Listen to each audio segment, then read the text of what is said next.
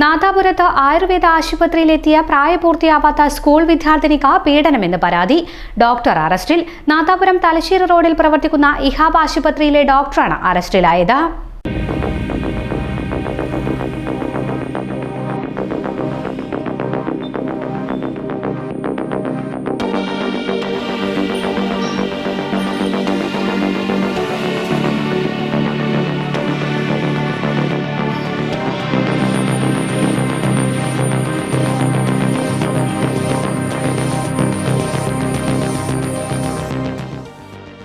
ഇവിടുത്തെ ഡോക്ടർ മാഹി കല്ലാട്ട് സ്വദേശി മടത്തിൽ വീട്ടിൽ ശ്രാവണിനെയാണ് വിദ്യാർത്ഥിനിയുടെ പരാതിയിൽ നാദാപുരം SHO അറസ്റ്റ് ചെയ്തത്.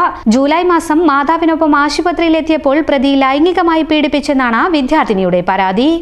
വടകര ഫെസ്റ്റ് 2K25 വടകര പുതിയ ബസ് സ്റ്റാൻഡ് കൃഷ്ണകൃപ ഓഡിറ്റോറിയത്തിന് സമീപം ഓഗസ്റ്റ് 13 മുതൽ സെപ്റ്റംബർ 14 വരെ നീണ്ടുനിൽക്കുന്ന നവകേരളം വടകര ഫെസ്റ്റ് 2025.